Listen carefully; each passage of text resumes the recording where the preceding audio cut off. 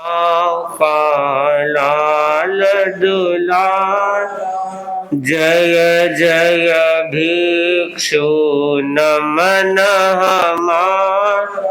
रोम रोम में भिक्षु बैठ, रोम रोम में भिक्षु बैठ, अंतर में भी भिक्षु बैठ, अंतर में भी भिक्षु बैठ। नीव लगाई गहरी भिक्षु, जग में फैला है उजियारा।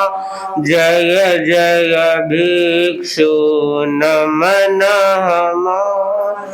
श्रद्धा गहरी वीर वचन पर, श्रद्धा गहरी वीर वचन पर। गुण रत्नों के थे तुम आगर, गुण रत्नों के थे तुम आगर। कष्ट सहिष्णु समता साधक, सब ऋतुओं में मोहन गारा। जय जय भिक्षु नमन हमार। सचमुच तुम थे युग अवतारी, सचमुच तुम थे युग अवतार। मूरत तेरी सबसे न्यारी, मूरत तेरी सबसे न्यारी। पग पग मिटती सारी विपदा, पग पग मिटती सारी विपदा। नाम स्वाम का लगता प्यारा, जय जय भिक्षु नमन हमारा। मंगलकारी भिक्षु स्वामी, मंगलकारी भिक्षु स्वामी। महा उपकारी अंतर्यामी, महा उपकारी अंतर्यामी। कलयुग में भी सतयुग लाए, कलयुग में भी सतयुग लाए। भव्य जीवों को तुमने तारा, जय जय भिक्षु नमन हमारा।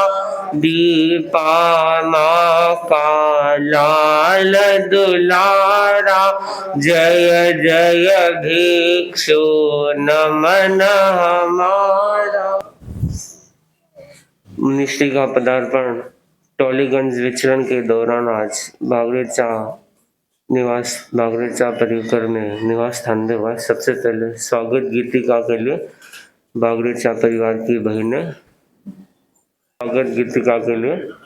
आगमन से आंगन है गुलजार, मुनिवर तेरे शुभ आगमन से आंगन है गुलजार। स्वागत मुनिवर सौ सौ बार, स्वागत मुनिवर सौ सौ बार। धर्म धरा पर रंग लगा है गली द्वार, स्वागत मुनिवर सौ सौ बार। जन जन में खुशियां हैं भारी, विकसी मानो केसर क्यारी। हुई तिमिर पर चोट करारी, आए मुनिवर मंगलकारी। हर्षित है सब दसों दिशाएं, आई नई बहार। स्वागत मुनिवर सौ सौ बार, स्वागत मुनिवर सौ सौ बार। कंचन कामिनी के त्यागी, सेवा भावी है वैरागी। सहज मना मन है सौभागी, जिन वाणी के परम पुजारी।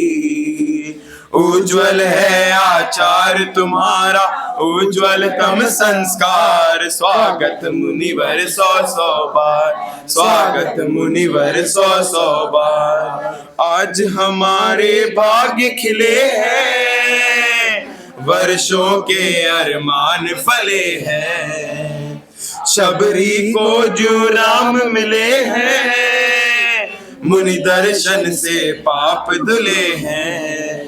बागरेचा सदन में ठाठ लगा है, खुशियां परंपार, स्वागत मुनिवर सौ सौ बार, स्वागत मुनिवर सौ सौ बार।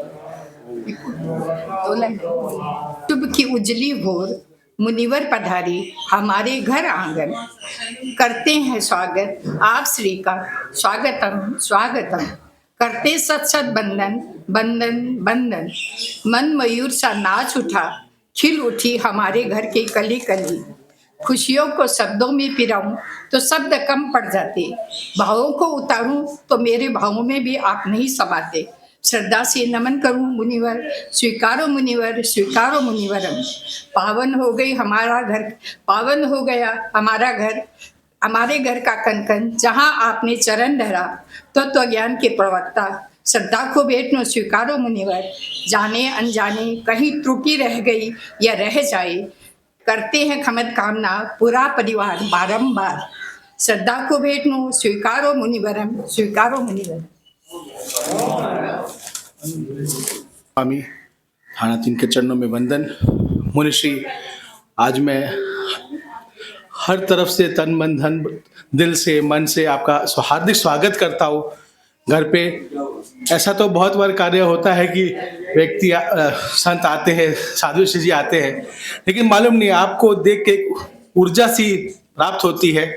और मैं कहना चाहूँगा मुनिश्री, मैंने जो लास्ट 2 साल में युवाओं में चेंज देखा है और श्रावक समाज में भी जो चेंज देखा है, अगर ऐसा आप 2-5 साल यहाँ रहो तो लगता है कि ये क्षेत्र जो राजधानी था पहले, लोग बोलते थे, वो फिर हो सकता है। और मुनिश्री, हम सब ऋणी रहेंगे आपके कि आपने ये हमें सेवा का लाभ दिया। और हर बार जब भी आपकी यहाँ पे यात्रा हो हॉलीगंज की आप आए, इस बार तो 1 दिन का मिला है प्रवास गुरुदेव। मुनिश्री, आगे से 2 बार या 2 रात्रि या 3 रात्रि का हो तो बहुत शुभ रहेगा, क्योंकि 1 रात्रि में मन नहीं धापता है मुनिश्री। कम से कम 3 रात्रि हो तो कुछ हम भी सीख सकें और लाभ ले सके। इन्हीं आशाओं के साथ ओम हरा। आप मर्यादा महोत्सव के लिए टोलीगंज क्षेत्र में पधारे, उसी में हम लोगों को भी ये सौभाग्य मिला। 1 दिन का मिला, ठीक है, कोई बात नहीं, लेकिन सौभाग्य मिला आपके चरण घर में पड़े, घर पावन हो गया। मैं आपका स्वागत तो क्या करूं, लेकिन आपसे यही प्रार्थना है कि मर्यादा महोत्सव का प्रोग्राम करने के बाद फिर एक बार वापस इधर जरूर पधारे। ये तो मर्यादा महोत्सव के लिए, टालीगंज की सार संभाल के लिए एक बार जरूर पधारे, जिससे हम लोगों को कुछ लाभ मिल सके। इसी आशा के साथ ओम हरा। से टॉलीगंज क्षेत्र में या आपसे रूबरू होने का या आपको जानने का कोशिश हुआ महाराज, उस समय से ये था कि स्ट्रिक्ट डिसिप्लिन और आप ज्ञान के भंडार हो। आपसे आपके सानिध्य प्राप्त करके शायद ऊर्जा का अलग ही दौर चर्चा आता है। और कितने भी दिवस, मतलब अगर आप 3 दिवस या 2 दिवस बोले फिर भी मन नहीं भरता है। और शायद कल से ये सबके मन में, हमारे परिवार के मन में ये था कि टॉलीगंज क्षेत्र होने में हमारा एक अलग से लक है, क्योंकि अगर हम साउथ में उस तरफ होते तो शायद ये सानिध्य भी मतलब मिलता नहीं। टॉलीगंज में होने का हमारा राज्य है, ये हमारा खुद का राज्य है और हम इस परिवार में बिलोंग करते, ये भी हमारे लिए बहुत ही बड़ा सौभाग्य का बात है। क्योंकि मासा जीसा पूरे परिवार में, और ये हम हक से बोल सकते, छोटे हैं पर ये हक से आपसे मांग सकते हैं कि मासा जीसा, पापा मम्मी बड़े पापा, मतलब सबका इस धर्म संघ में जुड़ाव। और इस तरह से हम आपको हर चीज़ में बोल नहीं सकते, निवेदन नहीं, हम हक से आपसे मांगेंगे कि इस घर में तो आपका आगे से आगे मर्यादा महोत्सव करने के बाद आपका यहाँ ज़रूर हमें सानिध्य प्राप्त होना चाहिए। जिनेश कुमार जी के चरणों में वंदन, मुनिश्री परमानंद जी, मुनिश्री कुणाल कुमार जी, सबके चरणों में वंदन। यहाँ विराजित सारे टॉलीगंज के और कलकत्ता के धर्मानुयायी श्रावक समाज, सबको हमारा जय जिनेंद्र। मुनिश्री, आपने मुझे बोलने का मौका दिया, उसके लिए आपका बहुत आभार। आज मैं हमारे इस घर में आपका स्वागत करने के साथ साथ कल आपका पदार्पण हमारे टीवाईपी टॉलीगंज हाउस में था। कल के उस एक दिवसीय जो हमें सेवा का लाभ मिला, उसमें हमारी तरफ से कोई भी त्रुटि रही हो, कोई भी गलती हो गई हो, कोई भी कमी रह गई हो, उसके लिए क्षमा कामना करते हैं पूरी परिषद परिवार की तरफ से, और आगे उसको सुधार करने का पक्का से हम प्रयास रखेंगे।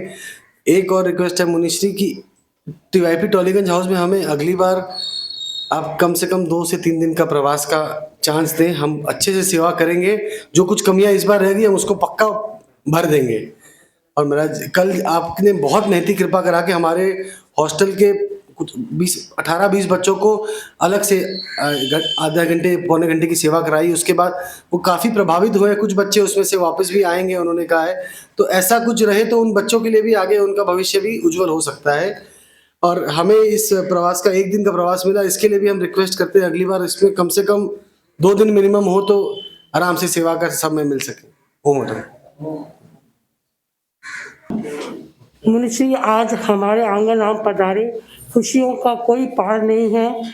पूरा परिवार आपके स्वागत वेला में यहाँ बहुत बहुत आभार आपका।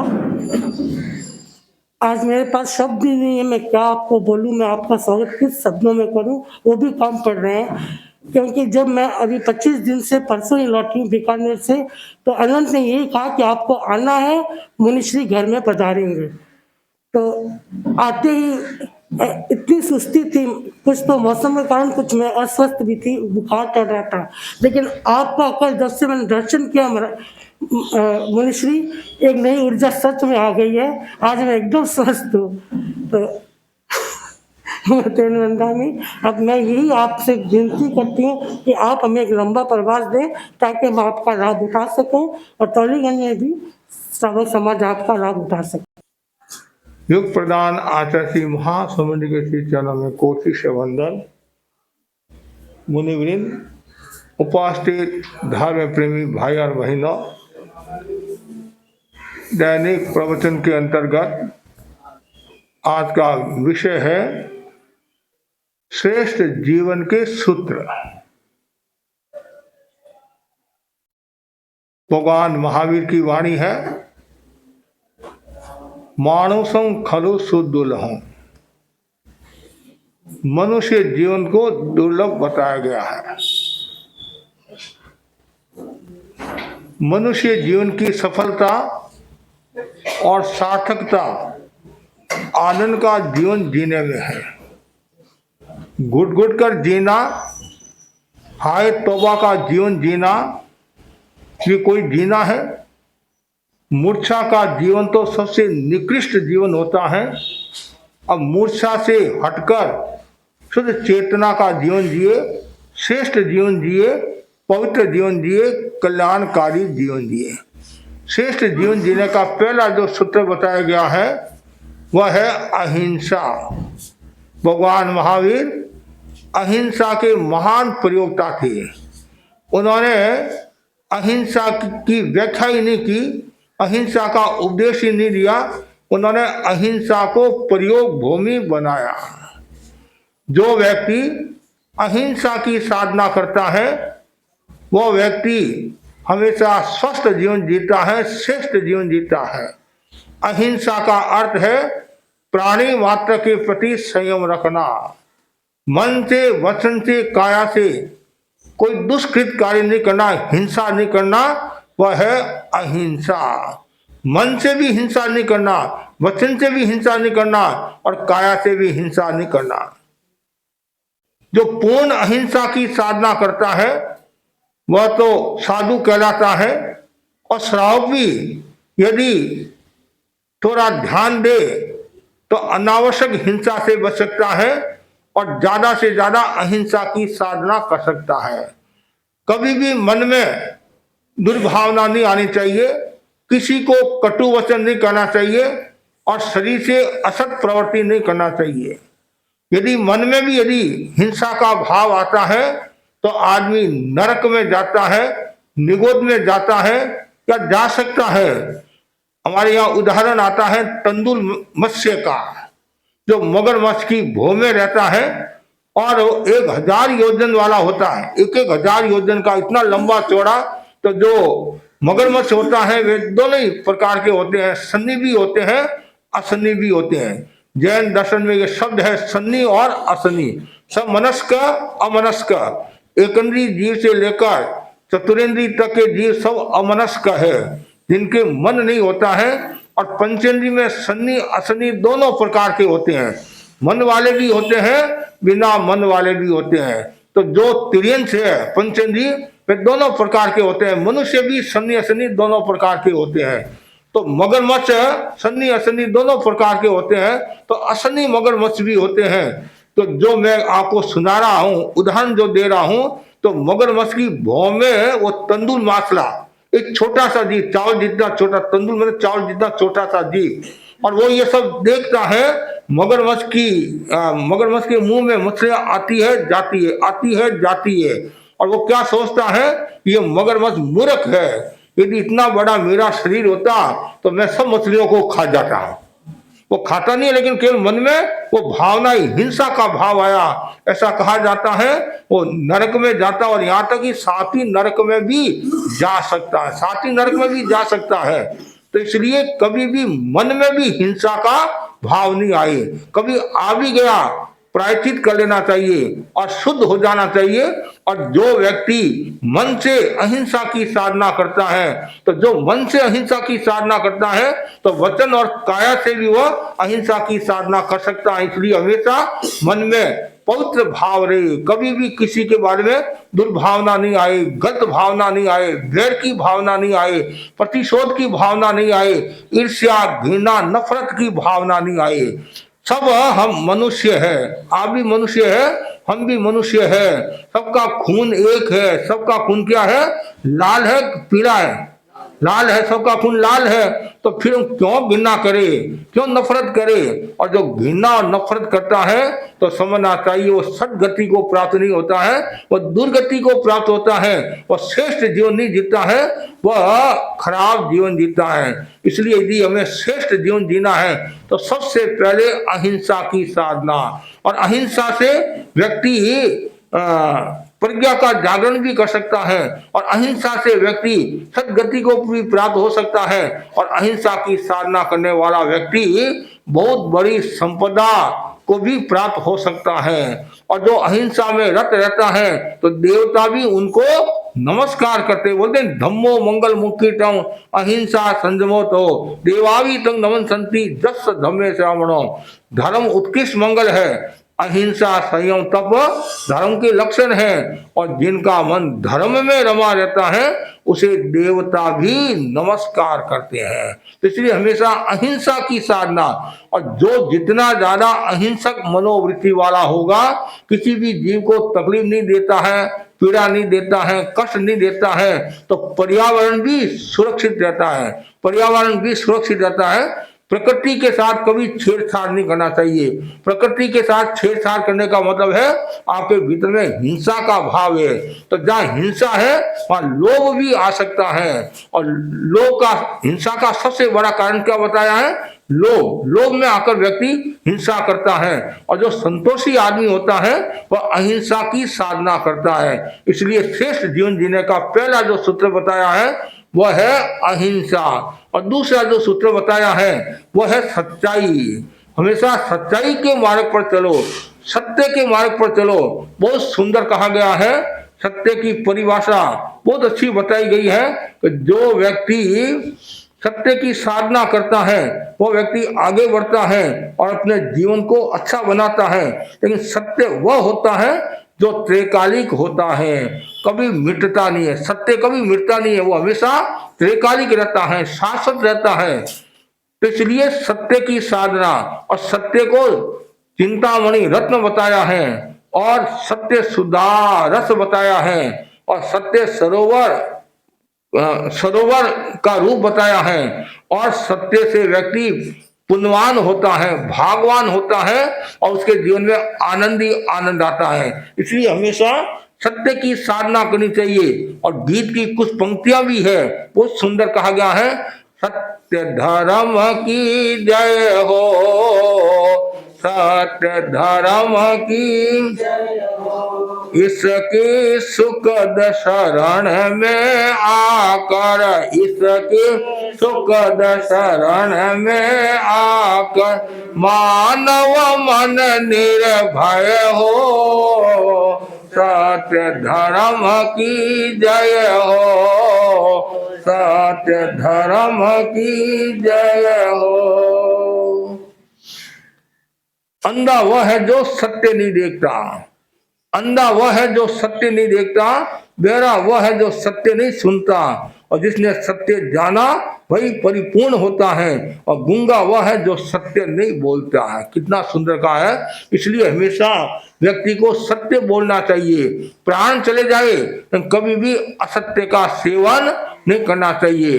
जो असत्य का सेवन करता है, बार बार असत्य बोलता है, उसका विश्वास उठ जाता है। हमारे आचार्यों ने कहा है, असत्य अविश्वास का घर है और सत्य विश्वास का घर है। और आप 100 बार असत्य बोलते हो, कभी न कभी आप पकड़े जाओगे। फिर बाद में सत्य बोला भी तो भी आप पर विश्वास नहीं होगा कि ये बार बार झूठ बोलता है, तो इसलिए कभी भी असत्य नहीं बोलना चाहिए। ऐसा कहा जाता है, गुरु के सामने और डॉक्टर के सामने और माँ के सामने कभी भी झूठ नहीं बोलना चाहिए। ऐसे तो किसी के सामने झूठ नहीं बोलना, किसी के सामने झूठ नहीं बोलना। इसका मतलब आप कहीं महाराज ने कहा 3 को छोड़कर सबके सामने झूठ बोलने लग जाओ। तो ये जो मैं बात बता रहा हूं वो एक सापेक्ष रूप से बता रहा हूं। जैसे उदाहरण के लिए आपने कोई प्रायश्चित को लेना है आपको, और आपने कोई गलती की तो गुरु के सामने सही सही बता देना चाहिए। गुरुदेव तुलसी दिल्ली विराज रहे थे और एक संत को याद किया तो संत अपनी सफाई देने लगे होंगे। गुरुदेव ने कहा, सफाई मत दो, जो तुम्हारे से गलती हुई है वो सही सही बता दो। तो गुरु से कभी बात छिपाना नहीं। गुरु से बात छिपाने का मतलब है आप सदगति की ओर नहीं जा रहे हैं, दुर्गति की ओर जा रहे हैं। तो आपका विकास कैसे होगा, आपकी शुद्धि कैसे होगी। इसलिए गुरु से कभी बात छिपाना नहीं, और डॉक्टर से भी कभी बात छिपाना नहीं।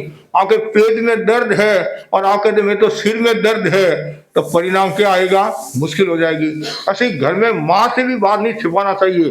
कोई यदि गलती होगी तो माँ को बता देना चाहिए, पिता को बता देना चाहिए, ताकि इससे क्या होगा, आपका जीवन सुधर जाएगा और भविष्य में आप गलती नहीं करोगे। आपको मार्ग बताएगा, आपको मार्ग बताएगा। इसलिए कभी भी झूठ नहीं बोलना। प्राण चले जाए तो कभी भी झूठ नहीं बोलना चाहिए।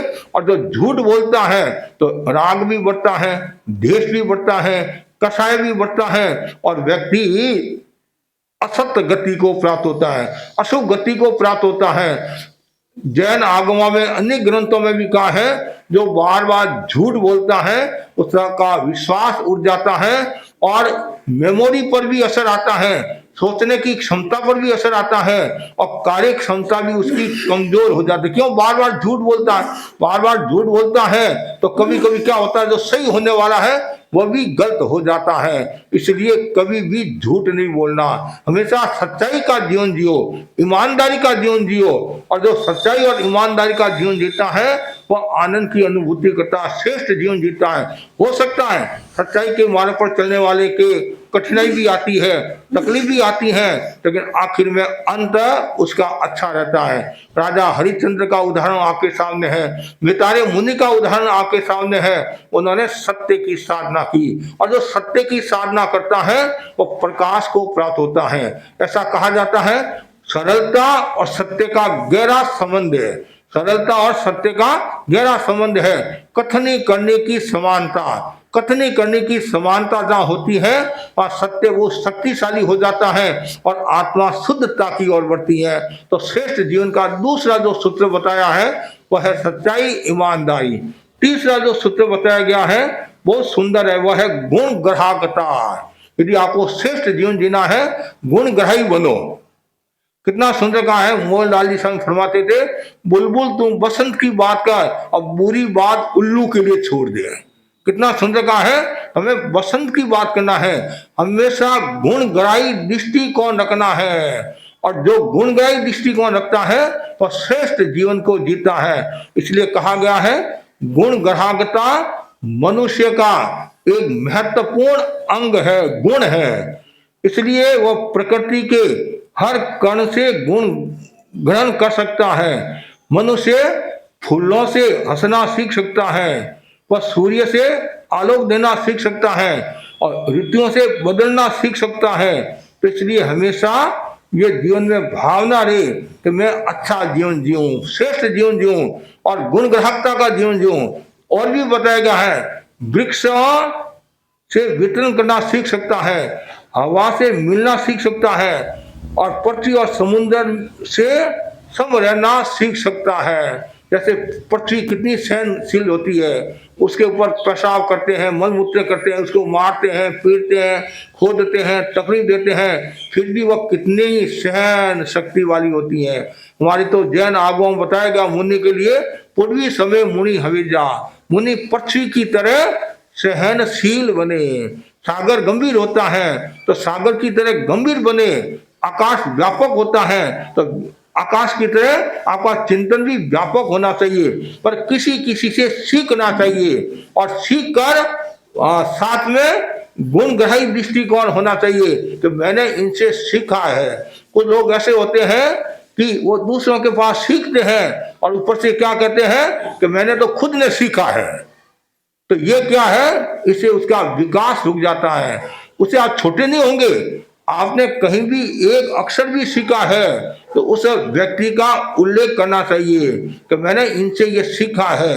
एक शब्द भी सीखा है, अंगुली पकड़कर आपको चलाया है, तो उसका भी कभी उपकार नहीं भूलना चाहिए।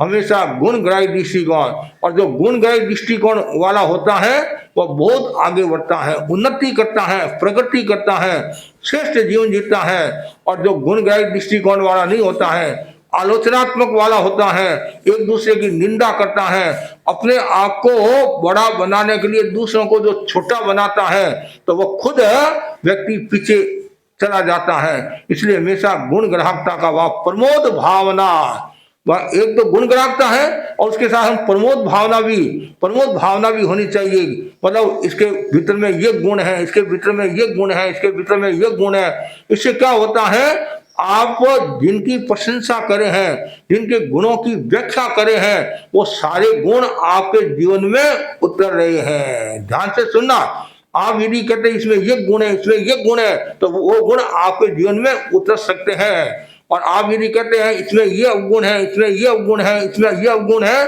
तो वो सारे अवगुण आपके भीतर में प्रवेश कर रहे हैं। इसलिए हमेशा गुण ग्राहकता, प्रमोद भावना। फूल इतने बिखरे पड़े हैं, कोई चुनने वाला नहीं, और कांटों की शिकायत दुनिया में हर शख्स के पास है। कितना सुंदर का है। तो हमें अच्छाई को ग्रहण करना है और बुराई को छोड़ना है। जो अच्छाई को ग्रहण करता है वो व्यक्ति आगे बढ़ता है। इसलिए हमेशा भावना भाव कि मेरे भीतर में गुण ग्राहकता का विकास आए, मेरे भीतर में प्रमोद भावना का विकास हो। ऐसा कहा जाता है, दो दोस्त पंडित थे, ज्योतिष के जानकार थे, किसी नगर में गए और नगर का जो शेर था उसको पता चला कि यहाँ दो पंडित आए हैं और अच्छे ज्योतिष के जानकार हैं। उन दोनों को निमंत्रण दिया और दोनों उनके घर पर आए। सेठ था, सेठ अवसरज्ञ था, और सेठ के मन में ये भावना आई कि इन दोनों में आपस में प्रेम है या नहीं है, आपस में सौहार्द है या नहीं है, एक दूसरे के प्रति प्रमोद भावना है या नहीं है, और गुण ग्राहकता का ग्राफ है कि नहीं है, और गुण ग्राहकता है कि नहीं है। तो उन्होंने क्या किया, परीक्षा के रूप में पहले एक पंडित को बुलाया। उस पंडित की खूब प्रशंसा की, इतनी प्रशंसा की। अब प्रशंसा, कोई किसी की व्यक्ति प्रशंसा करते हैं तो एक बात तो फूलेगा भी और मन में भी प्रसन्नता कि मतलब मेरा उल्लेख किया। कोई भी हो नहीं, आज गुरु भी यदि हमारे बारे में बोलते हैं तो मन में तो आता ही नहीं, भाई गुरु ने हमारा नाम लिया है, गुरु के दो बोल हमारे लिए संजीवनी का काम करते हैं, औषध का काम करते हैं। तो वैसे ही अब उस सेठ के मन में आया, पहले प्रशंसा की और फिर बाद में लास्ट में क्या कहा, आपके साथ में ये जो दोस्त आया नहीं, हाँ, इस दोस्त में तो कोई लक्षण नहीं लग रहे हैं कि आपने तो सही जाना कि तो बना बनाया गधा है। क्या कहा, बना बनाया गधा है। ठीक है, फिर समझ गए और उसको कमरे में बैठा वापिस दूसरे को बुलाया, उसकी भी खूब प्रशंसा की, बहुत प्रशंसा की, इतनी प्रशंसा की और उड़ते उड़ते कहा, आप जैसे तो महान आत्मा का मिलना मुश्किल है, आप जैसे शुद्ध आत्मा, ये ज्ञानी आत्मा का मिलना मुश्किल है, लेकिन आपके साथ में जो आया इसका चेहरा तो कैसा ही लग रहा है, ये तो कोई अकल वाला नहीं लग रहा है, कोई विवेक नहीं है, एकदम अनपढ़ है। वो बोला क्या करूं, मेरा दोस्त है इसलिए मैं साथ में रख रहा हूं, ये बना बनाया बैल है। क्या कहा, बैल है। एक ने क्या कहा, गधा, एक ने क्या कहा, बैल। ठीक है, फिर समझ गए और भोजन का समय हुआ तो भोजन परोसा गया, पहले बाजोट बिछाया, फिर चांदी की थाली बिछाई और चांदी की थाली में क्या डाला, तो गधा और बैल जो खाता है वो भोजन परोसा और दोनों को बुलाया, बैठे और सेठ से कहा, ये क्या करें, आपने हमारे साथ में मजाक की है, ऐसा हम क्यों, कोई पशु थोड़ी है, हम कोई गधे थोड़ी है, हम कोई बैल थोड़ी, हम तो मनुष्य है। सेठ ने हाथ जोड़कर कहा, पंडित जी आपने जैसा कहा वैसा मैंने भोजन परोसा है।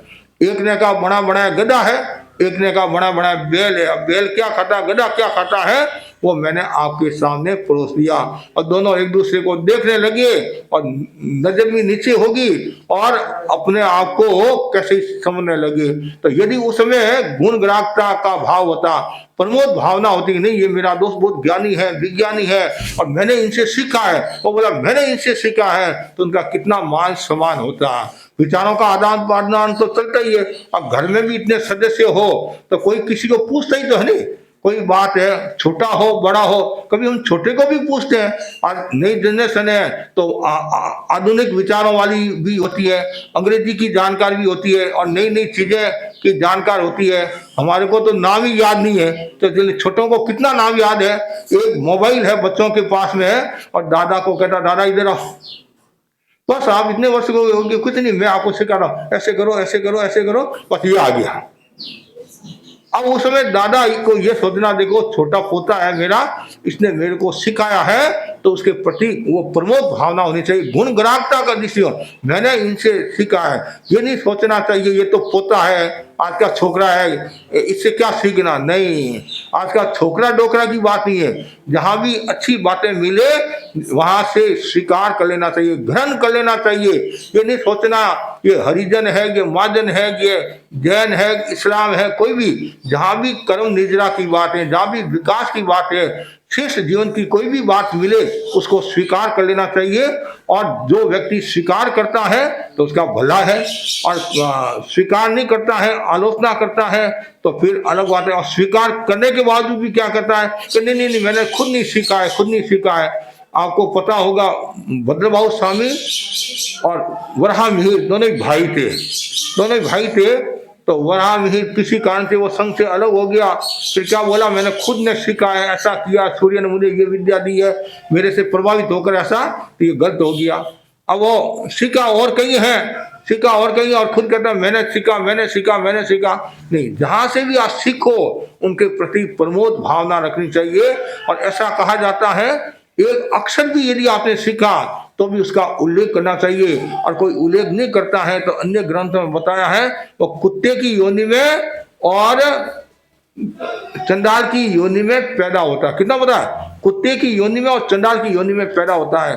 इसलिए हमेशा गुण ग्राहकता का जीवन जीना चाहिए, और जो जितनी ज्यादा गुण ग्राहकता होगी उतना ही वह व्यक्ति आगे बढ़ेगा, निर्मल होगा, पवित्र होगा। चौथा जो सूत्र बताया गया है बहुत सुंदर है, श्रेष्ठ जीवन का, वह है क्षमा की साधना। बहुत जरूरी है, यदि घर परिवार को स्वर्ग में बनाना है और हर क्षेत्र में उन्नति करना है, विकास करना है, श्रेष्ठ जीवन जीना है, तो क्षमा की साधना करो। और क्षमा से कर्मों का क्षय होता है। धर्म के जो 10 प्रकार बताए हैं, धर्म के 10 प्रकार में पहला प्रकार कौन सा है, क्षमा है, नहीं शांति है। यदि धर्म के 10 प्रकार बताए हैं, पहला है क्षमा। यह क्रोध जय, जो क्रोध पर विजय प्राप्त करता है वह सहनशीलता है, शांति है। इसलिए हमेशा मन में क्षमा का भाव रखो। कितना सुंदर शब्द है क्षमा। क्षमा, हमेशा हर प्रवृत्ति में क्षमा का भाव होना चाहिए। बहुत सुंदर लिखा गया है क्षमा के बारे में। कटुता के कालस्य को प्रक्षालित कर देती है क्षमा। क्षमा से विश्व मैत्री, पारस्परिक सौहार्द एवं सहयोग की निर्मल भावना जागती है।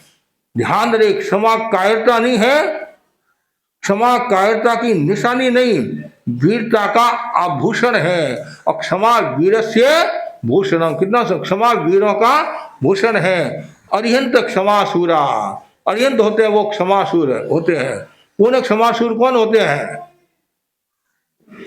जो अरिहंत है। छद्मस जो होते हैं वो पूर्ण क्षमासुर नहीं होते हैं। कहीं न कहीं मन में थोड़ा सा भी भाव आ सकता है, लेकिन जो वीतराग हो गए, जिन्होंने राग देश पर विजय प्राप्त कर ली है, उनके भीतर में राग देश का भाव नहीं आएगा, नफरत घृणा का भाव नहीं आएगा। गोशालक जी ने भगवान महावीर के ऊपर तेजोलेशिया का प्रयोग किया नहीं, तेजोलेशिया का प्रयोग किया, साधुओं को भस्म किया, लेकिन भगवान के ऊपर तेजोलेशिया का प्रयोग करने के बावजूद भी भगवान ने क्रोध नहीं किया। क्यों? उन्होंने वीत रागता प्राप्त कर ली, राग देश पर विजय प्राप्त कर ली, पूर्ण क्षमासुर। इसलिए अरिहंता क्षमासुर सुरा, तो अरिहंत क्षमासुर होते हैं। इसलिए बार बार आप अरिहंत की साधना करो। नमो अरहंताणं, नमो अरहंताणं, नमो अरहंताणं। इसकी साधना करने से हमारे भीतर में भी क्षमा का विकास होता है। और जो व्यक्ति जितना ज्यादा क्षमा का विकास करेगा उतना ही वह आगे बढ़ेगा, श्रेष्ठ जीवन जिएगा। क्षमा को तीर्थ का है, क्षमा को यज्ञ का है, क्षमा को तप का है, और क्षमा को रस का है। और क्षमा की बराबरी हर कोई व्यक्ति कर नहीं सकता है। और जो क्षमावान होता है तो उसके पास में कोई भी व्यक्ति आएगा वह आनंद की अनुभूति करेगा। भगवान महावीर के समूह शरण में सब तरह के जीव आते थे और आते सब शांत हो जाते, कारण भगवान महावीर क्षमासूर थे, अहिंसा के महान प्रयोक्ता थे। इसलिए हमारे भीतर में भी क्षमा का भाव आना चाहिए। और जितनी ज्यादा क्षमा होगी उतना ही व्यक्ति आगे बढ़ेगा। क्षमा को जीवन का आभूषण बताया है। और क्षमा मन का अंधेरा मिटाता है। और क्षमा से व्यक्ति एक शक्तिशाली होता है। और क्षमा रखने वाला व्यक्ति की कार्य क्षमता भी दोगुनी हो जाती है। और जो गुस्सा करता है, आवेश में रहता है, आक्रोश में रहता है, तो उसकी कर्मजा शक्ति भी कम हो जाती है। बार बार उसको थकान सताती है और वह कोई भी कार्य कर नहीं पाता। क्यों? गुस्सा है। हमारे पास में कभी कभी विद्यार्थी भी आते हैं, बड़े लोग भी आते हैं, और कभी कभी परिवार के सदस्य भी बोलते हैं कि महाराज और तो सब ठीक है, इसको गुस्सा बहुत आता है। पर गुस्सा आने से सारा काम बिगड़ जाता है, सारा काम बिगड़ जाता है। और कभी कभी वो खुद भी स्वीकार करता है, महाराज मैं बहुत कोशिश करता हूँ फिर भी ये देवता आ जाता है, गुस्सा आ जाता है और ये तकलीफ देता है। और तकलीफ भी देगा। ये नाम ही क्या? आवेश। क्या नाम है? आवेश। आवेश का मतलब क्या है? इस वेश में नहीं रहना, इस अवस्था में नहीं रहना, उसका नाम है आवेश। और जब आपको गुस्सा आता नहीं तो आप मूल अवस्था में नहीं रहते हैं, दूसरी अवस्था में आ जाते हैं। मतलब हाथ पैर पटकने लग जाते हैं, आंखें लाल हो जाती हैं, होठ फड़फड़ाने लग जाते हैं, और न जाने शरीर धूधने लग जाता है। कभी कभी तो ऐसी स्थिति होती है धूधने लग जाता है, और कभी धरती भी धूधने लग जाती है। धरती भी धूधने लग जाती है। परिवार वाले तो धूसते कि रवाना हो तो मारनी पड़ जाए, कुछ नहीं हो जाए, गुस्सा आता है पता नहीं चलता है। एक बच्चे ने तो मेरे को कहा अब गुस्सा किसके ऊपर निकालूं, तो मेरे खुद के ऊपर ही गुस्सा निकाल, खुद को ही मारता हूँ, खुद को ही मारता हूं। तो ये सब नुकसानकारी है। कभी कभी ऐसा होता है और कोई सामने नहीं होता, भीत होती, भीत से बचड़ा लेने लग जाता है, भीत को मारने लग जाता है। गुस्सा तो निकालना है। कभी कभी ऐसा भी होता है, दुकानदार है, मालिक है, अब ग्राहक उनके ऊपर गुस्सा किया या ग्राहकों के ऊपर गुस्सा आया, तो वहां तो गुस्सा निकाल नहीं सकता। तो वो क्या करता है, घर पर आता है और श्रीमती के ऊपर निकालता है। और श्रीमती फिर किसके ऊपर निकालती है? बच्चों के ऊपर निकालती है, बेचारों के ऊपर, बच्चों के ऊपर निकालती। वो आगे कम से कम चलता रहता है। नहीं, गुस्सा आया उसको शांत करने की कोशिश करो। क्रोधम महाकुरु, कितना सुंदर कहा है। धर्मराज युधिष्ठिर को कहा गया था नहीं कि कल पाठ याद करके लाना। उनके गुरु थे द्रोणाचार्य, सबको बच्चों को कहा ये पाठ याद करके लाना। कौन सा? क्रोधम माँ कुरु, क्रोधम माँ कुरु। ठीक है, तो सब बच्चे दूसरे दिन आए और सर ने कहा बोलो क्रोधम माँ कुरु, क्रोधम माँ कुरु, क्रोधम माँ कुरु। लेकिन धर्मराज युधिष्ठिर चुपचाप बैठा है।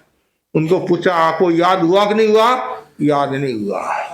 अरे तू तो धर्मराज युधिष्ठिर है, मेरी कक्षा का सर्वश्रेष्ठ विद्यार्थी है, प्रभावशाली है, जल्दी सीखने वाला है, तुम्हारे को याद क्यों नहीं हुआ? कल याद करके आना। दूसरा दिन उदित हुआ, बच्चे आए और धर्मराज को पूछा याद हुआ? याद नहीं हुआ। क्या बात है? खबरदार है, कल यदि याद करके नहीं आता तुम देख लेना। तो तीसरा दिन उदित हुआ, पूछा याद नहीं हुआ। आया गुरु को गुस्सा और एक चांटा मारा, जोरदार चांटा मारा और बोला क्रोधम माँ कुरु, क्रोधम माँ कुरु, क्रोधम माँ कुरु। द्रोणाचार्य भी देखते रहे ये क्या हुआ।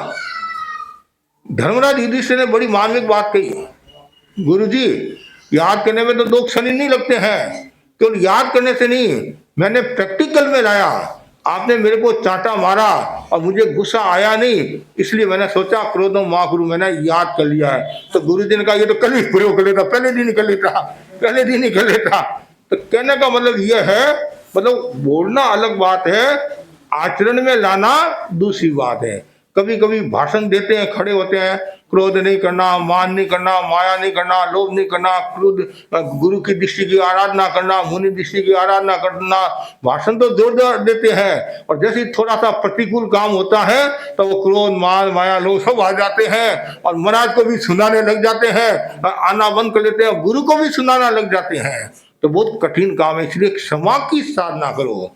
और जितनी ज्यादा क्षमा की साधना होगी उतना ही आपका जीवन श्रेष्ठ होगा। हमारे जीवन का अनमोल ये रत्न है क्षमा। धर्म में प्रवेश करना है तो क्षमा की साधना करो और हर स्थिति में क्षमा क्षमा क्षमा। जितनी ज्यादा क्षमा होगी उतना ही आपका विकास होगा और घर परिवार को अच्छा बनाता है। और आपको तरक्की करना है, विकास करना है, हर स्थिति में क्षमा का भाव रखो। मैं जानता हूं कहना तो सरल है, कहना सरल है तो करना कठिन है, प्रयोग में लाना कठिन है। लेकिन ऐसी बात नहीं है, यदि आप ढाल लोगे तो वैसा भी हो सकता है। आज भी हमारे ऐसे अनेक भाई बहन मिल जाएंगे, अनेक साधु साधियाँ ऐसे हैं और उनके सामने विकट परिस्थिति आती है तो भी वो क्षमा को नहीं छोड़ते हैं, क्षमा को और बात को ऐसी करेंगे, कोई बात नहीं, ऐसे करके बात को टाल देंगे। और दूसरा कोई होता है, आजा अभी बताता हूँ तुम्हारे को, अभी तुमने मेरे साथ ऐसा व्यवहार किया है, जब तक तुम्हारे को पानी नहीं पिलाऊं तुम देख लेना, अभी तो मैं अकेला हूँ, मेरे साथ मेरे साथी नहीं है, मैं थोड़ा सा कमजोर हूँ, कल देखना तुम्हारी 12 बजा दूंगा। और हड्डी क्या बोलते हैं, हाँ हड्डी पसली एक कर लूंगा, कहते नहीं मतलब एक कर लूंगा। उस समय न जाने क्या वो भाव आते हैं, कितना कर्मों का बंधन होता है। इसलिए हमेशा भगवान महावीर को याद करो। अरे महावीर के जीवन में कितने कष्ट आए, उन्होंने हंसते हंसते सहन किया। उन्होंने कितना सुंदर कहा कि हंसते हंसते कर्म बांधे हैं तो हंसते हंसते ही कर्म भोगो। मतलब मारे जाओ कर मारे, मारे जाओ कर मारे, ए कर्म बड़ा बलवान, मारे ए कर्म बड़ा बलवान, मारे जाओ कर्म हंसावे कर्म रुड़ावे, कर्म हंसावे कर्म रुड़ावे, ओ कर्म बड़ो बलवान, मारी जाओ कर मारे, ओ कर्म बड़ो। तो आपने हंसते हंसते कर्म किए हैं, हंसते हंसते कर्म को भोगो, क्षमता के साथ कर्मों को भोगो। और चंद कोशी का उदाहरण आपके सामने है। पूर्व भाव में वो गुरु थे और गुरु के जीवन को बिगाड़ा और पशु के जीवन को उन्होंने टाल लिया और उन्होंने क्षमा रखी और अनशन किया, मरकर 8 देवलोक में गए। भगवान की कृपा होगी, महावीर स्वामी की कृपा, और उनकी आत्मा का उद्धार हो गया, चेतना का उद्धार हो गया। इसलिए क्षमा क्षमा। कभी कभी छोटी छोटी चीजों को देखकर भी आपके मन में वो भावना आ जाती है, देखो मैं इतने साल का हूँ, एक छोटे बच्चे को देखो ये कितना सहनशील है, ये प्राणी भी कितना सहनशील है, तो फिर मैं क्या प्राणी से गया बीता हूँ, छोटे से गया बीता हूँ? नहीं, कभी भी मन में वो भावना नहीं आए। भावना ये आए कि मैं हर स्थिति में अपने आप को संतुलित रखूं और क्षमा की आराधना करूं। और लास्ट जो बहुत सुंदर उत्तर बताया वो बिंदु है विनय का भाव।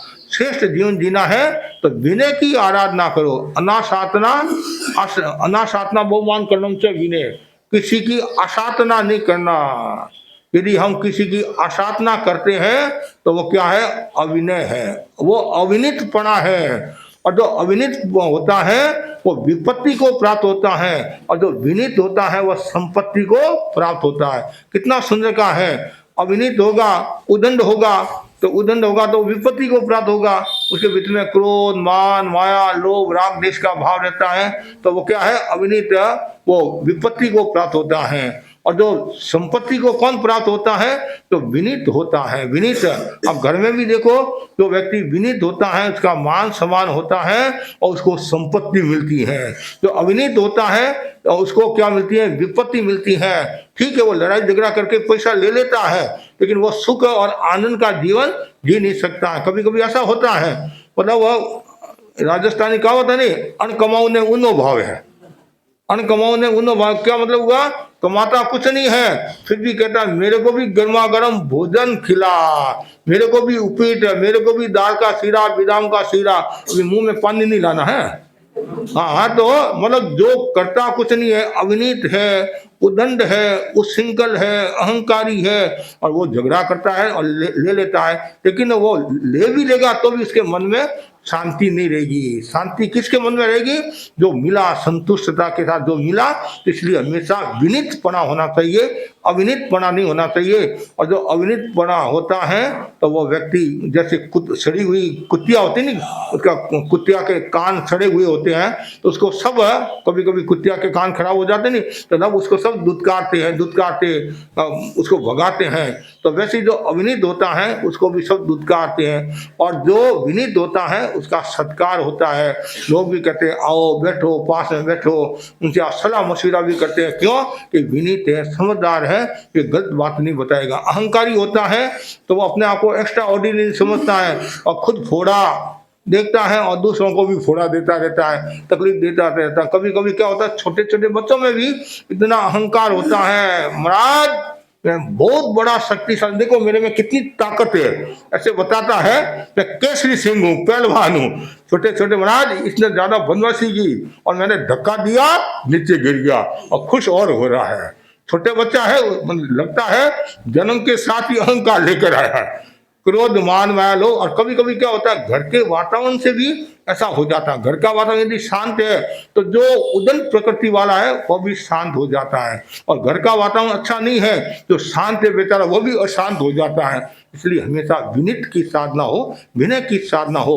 तो ये श्रेष्ठ जीवन के ये सूत्र है। इन सूत्रों की जो आराधना करता है वो अपने जीवन को निर्मल और पवित्र बनाता है। और मनुष्य जीवन मिला है, ये दुर्लभ मानव भाव मिला है, तो दुर्लभ मानव भाव को श्रेष्ठ बनाने के लिए तो क्या करना है?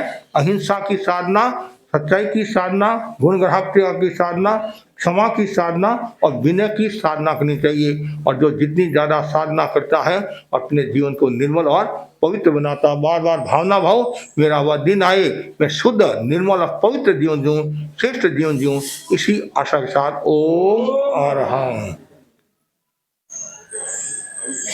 आज हम वागीचा परिवार में आए हैं। वागीचा सदन है नहीं, हाँ, वागीचा सदन में आए हैं। हाँ, हाउस के दो, घर के दो, निलय के दो आए हैं। और विनोद जी वागीचा सक्रिय कार्यकर्ता भी है, और अनंत जो अखिल भारतीय तेरापन युग परिषद का सह मंत्री, वर्तमान में भी कार्यकारिणी का सदस्य है और संघ की सेवा में लगा हुआ है। और अनुज है जो युग परिषद का अध्यक्ष है। और फिर सुमन भाई, क्या नाम है, सोनम, हाँ सोनम है जो अखिल भारतीय तेरापन महिला मंडल से जुड़ी हुई है, कन्या मंडल की सह प्रभारी है, नहीं सह प्रभारी है कन्या मंडल की। और हमारे एक जो ऊपर रहते ने वो सिंह सूरज कुमारी जी की भतीजी है नहीं, माजी बाई है नहीं, क्या नाम है, निर्मला बाई, हाँ निर्मला बाई की भी बहुत भक्ति भावना है। और संतोष जी अभी मुंबई होंगे है नहीं, और रोहित के लगी हुई है नहीं, बड़े भाई का, हाँ आज आ जाएंगे। हाँ, और बच्चे सब है, और तो ये हाँ मनन, तो हमेशा मनन करते रहना है। हाँ, मनन करता रहना है। एक और है निवा, हाँ अनाया, क्या नाम है? अनाया। अच्छा, ऐसी आएगी तुम, बिना अनाया बोला ही आएगी। हाँ अनाया, नाम जोरदार है। हाँ, एक और, ये कौन है? आनवी, वाह, नाम जोरदार है। और सबके पूरे वागड़ेचा परिवार के प्रति, और जो हमारे मनन की दादी है वो तो चोपड़ा परिवार की बेटी है, गंगाशहर का नामी परिवार है, भक्ति भावना वाली है, देरानी जेठानी के सबके अच्छी लगन है, बिंदनिया, और खूब ज्ञान में दर्शन में आगे बढ़े। और जो अनुज के घर से है उनके प्रति भी आध्यात्मिक मंगल कामना। और भी हाँ, सोनम और एक देरानी जेठानी और फिर रोहित के घर से यहाँ है। हाँ आइए, हाँ कोई बात नहीं। और भी जो बच्चे आदि है उनका परीक्षा के हिसाब से गए हुए हैं, तो पूरे परिवार के प्रति और आसपास जितने परिवार है सबके प्रति